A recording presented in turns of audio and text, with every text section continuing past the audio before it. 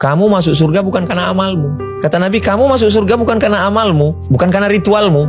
Wow. Lalu sahabat bertanya, engkau ya Rasulullah juga masuk surga bukan karena ritualmu? Bukan. Terus kenapa? Illa ayyataghammadani Allahu birahmatih. Aku masuk surga karena kasih sayang Allah.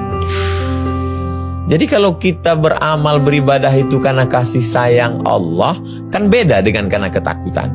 Mohon maaf jangan tersinggung. Mungkin mental kita mental kuli. Kuli ini tidak hina, karena mereka adalah orang yang tulus ikhlas bekerja. Tapi mental itu kan, kalau saya dapat kerja ini saya dapat apa? Padahal sebetulnya kalau dikumpul semua ritual kita itu untuk menebus surga Tuhan, surga Allah, kan tidak tertebus.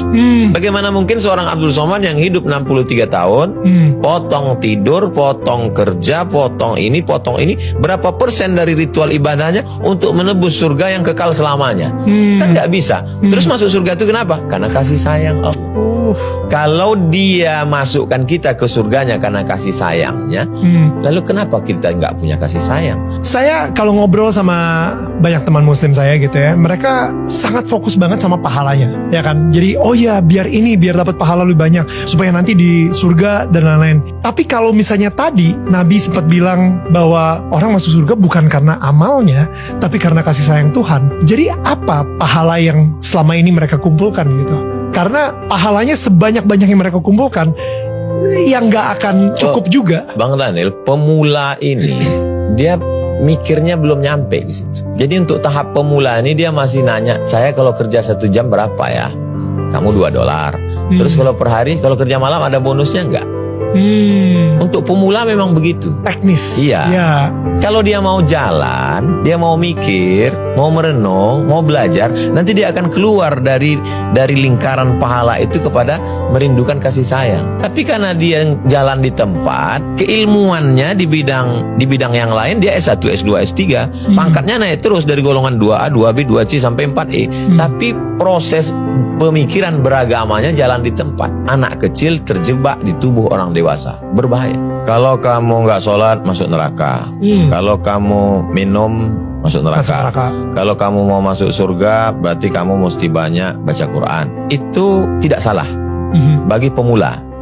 Toh kita juga dulu diajarkan orang tua kan begitu. Nanti kalau kamu juara, kamu dapat hadiah ini. Kalau kamu nggak naik kelas, subsidi silang putus. Pemula. Tapi setelah kita dewasa, kita tidak lagi melihat itu. Semua kita berikan kepada orang tua. Kenapa? Cinta.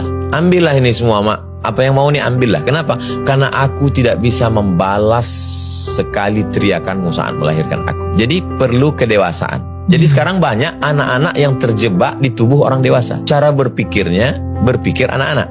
Tapi dia tubuhnya sudah dewasa. Saya pun juga dari awalnya juga begitu. Nanti kalau gini dapat pahala ini, kalau ini dapat pahala ini. Tapi lalu kemudian kita berproses sampai pada puncaknya adalah semua yang kita lakukan ini untuk turunnya kasih sayang Tuhan. Supaya dia sayang sama kita. Kalau dia sudah kasih sayang sama kita, maka semua dia beri. Kalau kita hanya berharap pahala, yang dapat cuma pahala. Tapi kalau kita berharap kasih sayangnya, maka semua dia beri.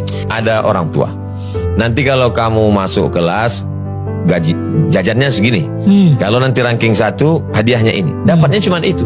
Tapi kalau kasih sayang orang tua didapat, sentuhlah pada hatinya, letak kasih sayangnya, maka semuanya akan yang dikasih.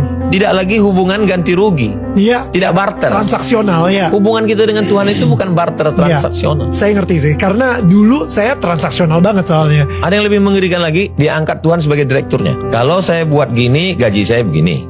Kalau saya lembur, gaji saya begini. Kalau ternyata saya sudah kerja nggak dapat yang saya inginkan, dia komplain, unjuk rasa. Tuhan mana? Hubungan kita dengan Tuhan itu bukan transaksional. Hubungan kita adalah kepasrahan. Menerima pun. Bukankah orang yang dicinta menerima apa yang dilakukan pencintaannya?